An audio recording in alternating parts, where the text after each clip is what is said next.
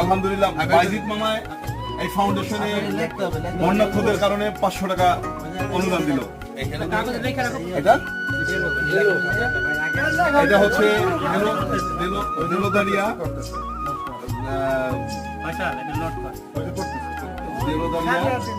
এসআকের ছেলে।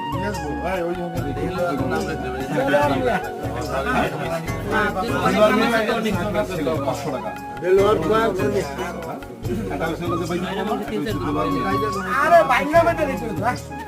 আমাদের মাদ্রাসার বড় আচ্ছা হ্যাঁ